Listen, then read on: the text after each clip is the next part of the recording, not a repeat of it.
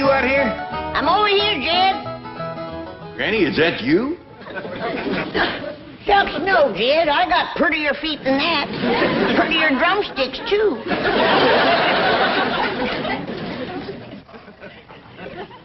Well, them is them fancy towels Mr. Drysdale give us. Yeah, he says they're beach towels, but we use them right here.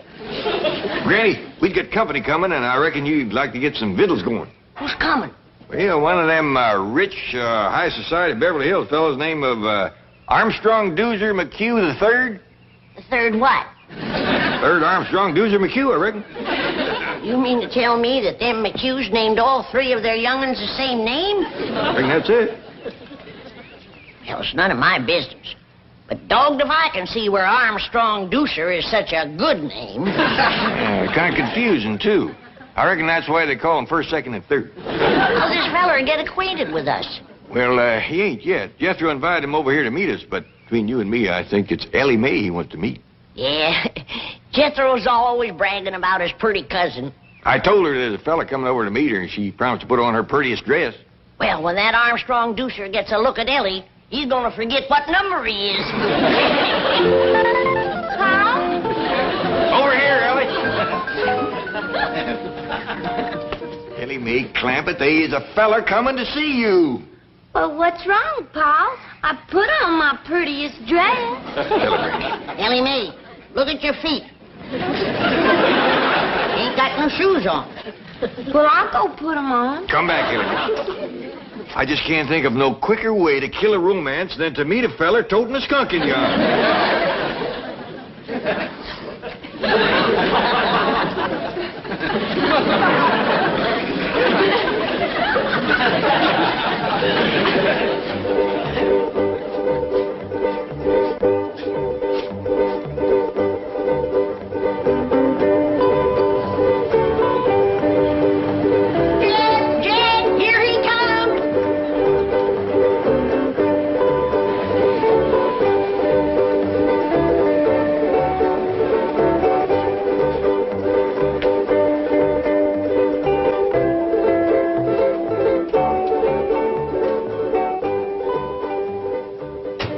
Is this the Clampett residence?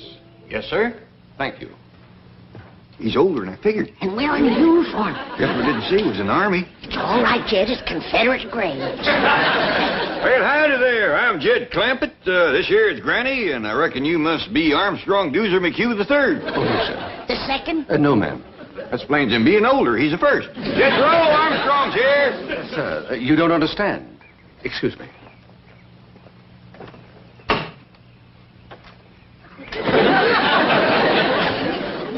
Mr. Clampett, I am Armstrong Dueser McHugh III. Well, howdy there, Armstrong. I'm afraid you're mighty young for Ellie. Sir, I'm here to play with Jethro. We're classmates in the 5th grade. Granny, shake hands with Armstrong Dueser McHugh III. Howdy, third. I am delighted to make your acquaintance. Mighty big spread of years between the first and the third. Appears to me the second would be just about right for Ellie. Big Jethro! Oh, please, sir, please. Master Armstrong is very delicate. Jethro won't hurt me. He's my friend. But you might get a nosebleed at that altitude. Master Armstrong is under the care of several specialists. He's very sickly. Wilkins, please. Last week we had nurses around the clock. Even got a sick clock. Master Armstrong, please. You're not to get excited. Would you like a tranquilizer? No. Come on, everybody. Let's go in the house. I got some victuals cooking. One moment, please. I must go in the house before Master Armstrong. I'm sorry about Wilkins, but he has his orders.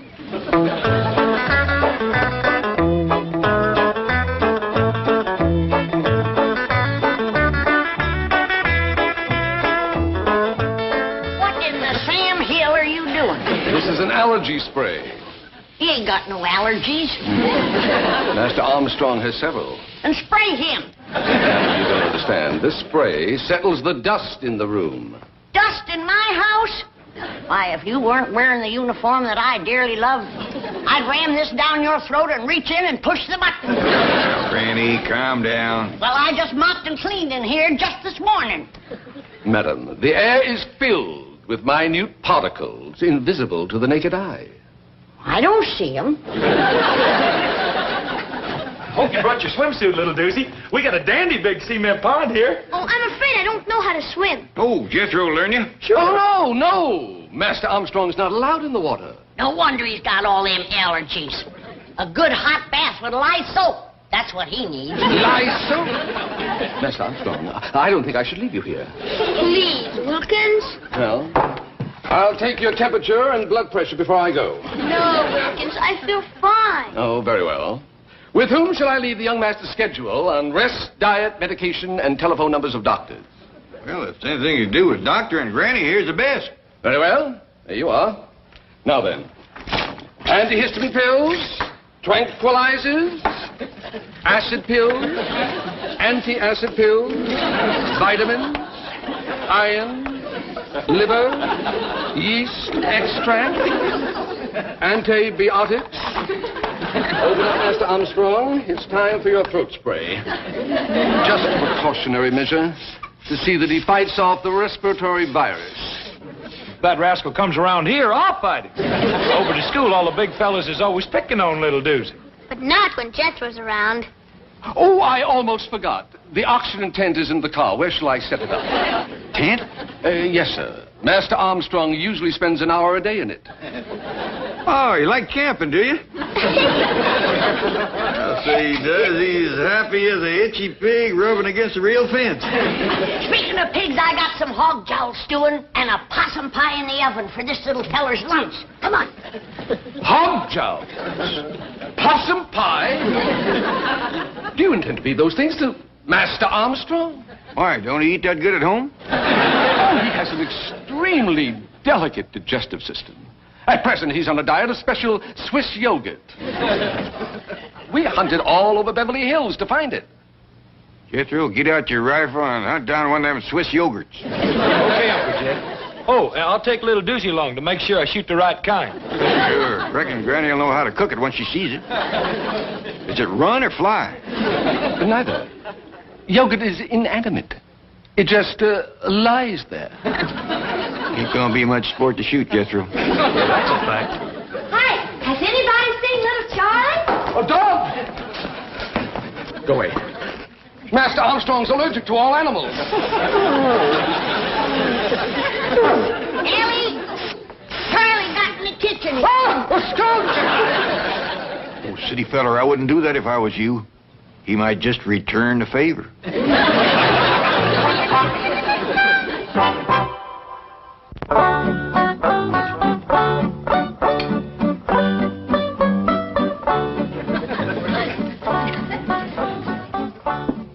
Oh, I'm sorry. You've all finished. Go right ahead and chuck it in there, young feller. Looks like you could use a little fattening up. That's a fact. I throwed away chicken bones with more meat on them than he's got. You want some more, little Doozy? Oh, no, thank you. It was most delicious. I'd like to tell Chef how to make that. Who's chef? Oh, he's the fella that does the cooking over at Doozy's house. A man in the kitchen? Yeah, Granny. You ought to see him. Cooks in a great big white hat. Well, the first thing to tell him to do is to get rid of the hat and do his cooking in a pot. Well, how come your ma don't do the cooking, little Doozy? Who? Your ma. Oh, Mother. I don't believe she knows where the kitchen is. On her rare visits home, I've never seen her there. Visits home? My mother and father spend most of their time traveling. Oh, drummers, huh? What do they sell? Oh, they don't work. They just travel. How come? I really don't know. I imagine they enjoy it. Well, don't you miss your ma and pa? Oh, they write to me regularly. Every month or two. I have a marvelous collection of foreign stamps. And they always telephone me on my birthday. That's right, friendly of them. Who looks after you, little Doozy? Oh, mostly the governess. Governess? She's married to Wilkins. Did you hear that, Granny? That fella that brought him over here's the governor. That still don't give him no right to tell me I got dust in my house. You folks have so much fun. I never even laugh at home. Well, little feller, anytime you feel like busting out laughing, you come right on over. Excuse me. Come on, little Doozy. You promised to help me with my homework. He's the smartest kid in school. Oh, I'd rather be able to swim and climb trees like you. Well, you help me with history, and I'll teach you to swim and tree climb. And I'll learn you wrestling, so as the big kids won't be picking on you. Oh, I'd like that. And perhaps I could assist you in some subject. How about English? Thank you, little doozy. But I done been learned to talk that. Kinda got a hankering for history, though. What you studying in that? At present, we're on the Civil War. You mean the war betwixt the Yankees and the Americans? Well, you boys can run along now. You're excused. Just a minute, Sonny. Who'd they learn you won that war? Granny, these boys got study to do. I want an answer to my question. He's paying school taxes. And I want to know that they're learning our young'uns the truth. Now, who did they say won? The North or the South? Oh, I wish I was in Dixie down south, the south. Hush up, Jed. I can't hear the boy's answer. Why, madam, every true student of history knows that glorious armies of that brilliant and beloved leader, General Robert E. Lee, were never really defeated. Hallelujah. Stay for supper. Come on, Jethro. Hey, little doozy. Didn't our history teacher over to school say that... Oh, I wish I was in Dixie down south. Smart little feller. But I gotta learn him the right words to Dixie.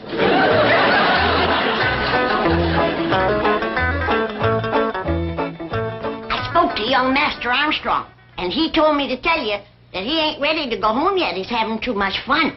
He's not permitted to have fun. It's bad for his blood pressure. Well, I'll tell him when he comes down out of the top of that tree. He's in the tree? Say, that little rascal can climb like a squirrel.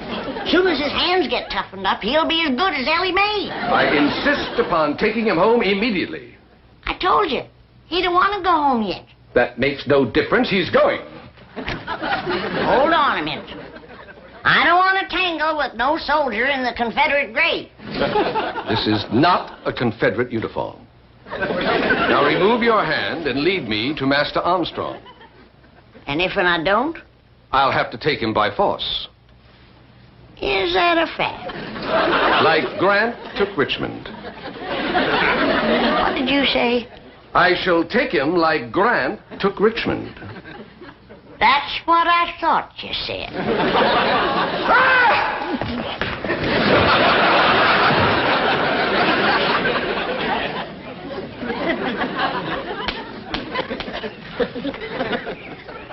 I'll be back.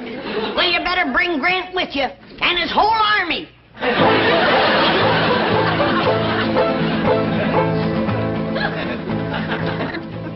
But, operator, I must talk to Mr. or Mrs. McHugh. Have you tried Rome? Paris? How about Zurich? Well, try Zermatt. Maybe they're climbing the Matterhorn. Well, try anyway. Maybe their hotel has a long extension cord. Operator, this is urgent. I thought I told you to ski that. Call me back. My area code is 417 zone 328, and this is mobile 089-303-52. Never mind. I'll call you.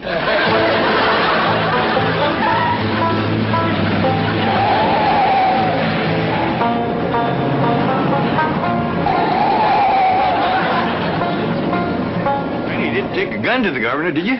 He ain't no governor. He ain't even a Confederate. And what's more, he ain't got all his turnips. You mean he's rich? He was a-sitting in his automobile pretending to be talking on a telephone. I wonder how come so many of them kinds seem to wind up out here in California.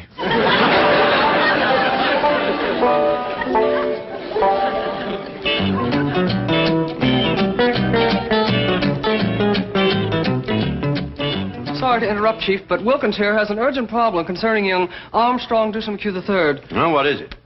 Well, to fill you in, Chief, Armstrong Dueser McHugh III's father, Armstrong Dueser McHugh II, has appointed the bank executor of his will, administrator of his estate, and guardian of Armstrong Dueser McHugh III in case something should happen to Mr. and Mrs. Armstrong Dueser McHugh II. And that is why Wilkins here, and very wisely, has come to you in this crisis.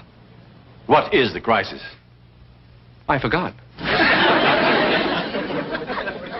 Oh, yes. Young Master Armstrong is being held a prisoner.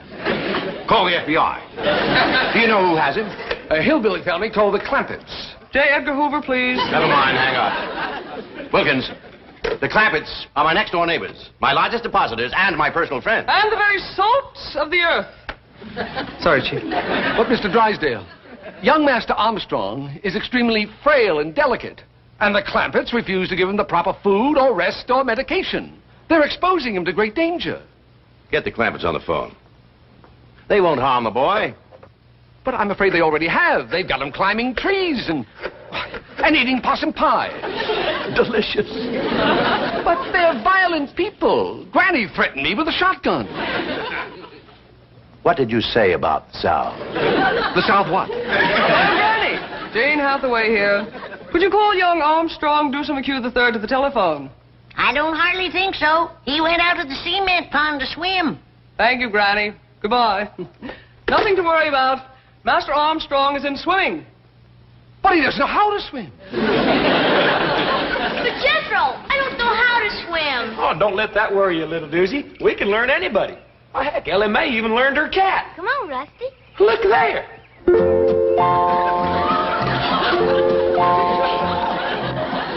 Come on, Rusty. Did you have a good swim? See, little doozy? There's nothing to it. Now, you just watch me and do as I do.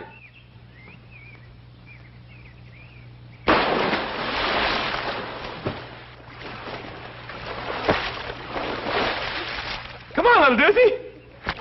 I'm afraid, Jethro. You got nothing to be afraid of. Why, Ellie Mae is right here. And Rusty, too. I'll do it if Big Jethro commands me to. Big Jethro says, dive in and swim.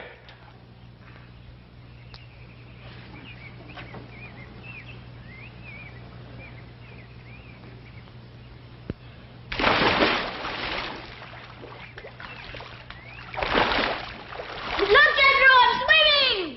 You sure are, little doozy. You just done swum right out of your swimming suit.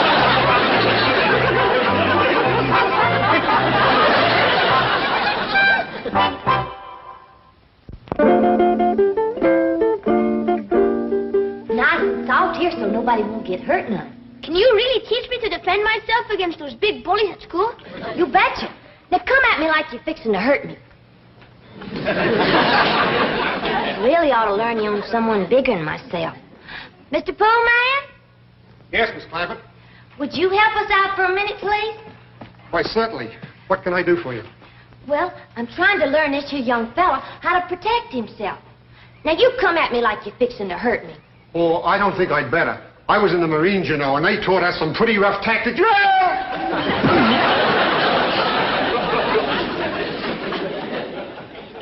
By any chance, were you in the 3rd Battalion?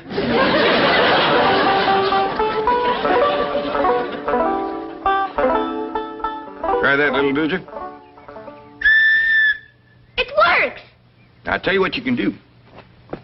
You whittle yourself a whole bunch of these, different sizes, tie them together side by each. You can play a real tune. But I don't have a knife, sir. Well, I'll tell you what. If you promise to handle it real careful, like I showed you, safety first, don't cut yourself, you can have this one. Gee, thank you, Uncle Jed. You know, by rights, I ain't your Uncle Jed, just Jethro. Oh, yes. I'm sorry, Mr. Clampett. But seeing as how you're such a good friend of Jethro's, you can call me Uncle Jed. Now remember, Third, you gotta keep your eye on the cork. And when the cork starts bobbing around in the water, then you know that a fish is nosing around the bait. And then, when the cork all of a sudden ducks under the water, then you know old Mr. Fish has grabbed the bait. And you pull him out. Can I hold the line, Mrs. Granny? Sure, you might as well get the feel of it. I caught something! Oh, you couldn't have. There's nothing in there. It felt like a whale! Help me!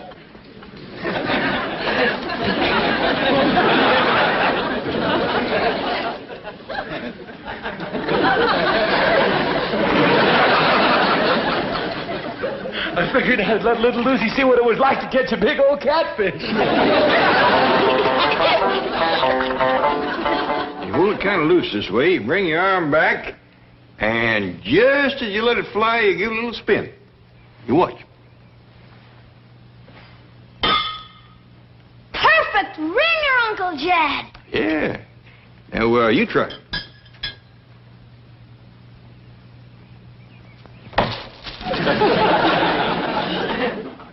Now, you see how handy it is to be able to climb a tree?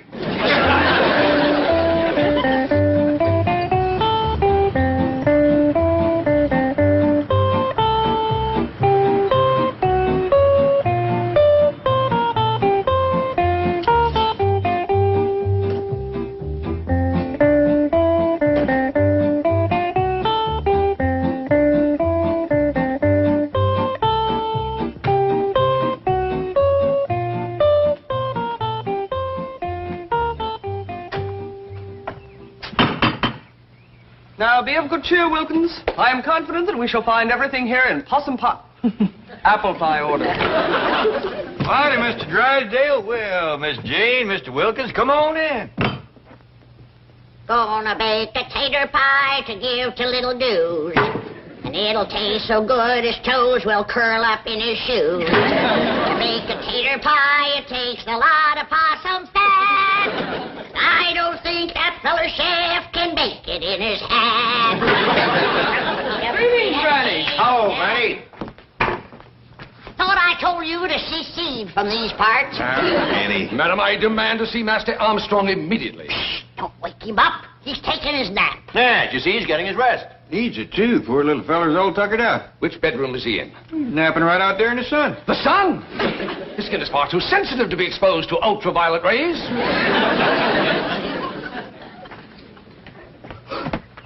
He's allergic to animals. Wilkins,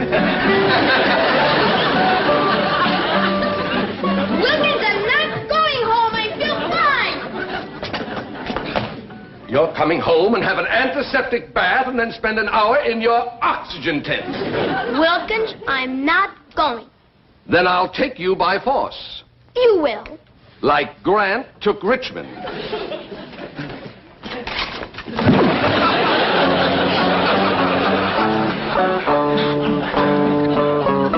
Master Armstrong. I'll call you when I need you.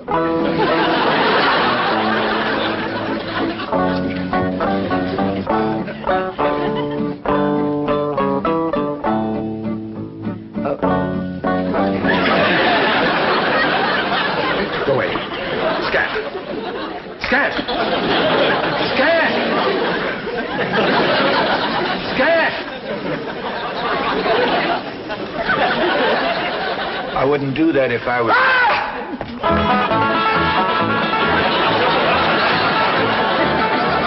tried to tell him.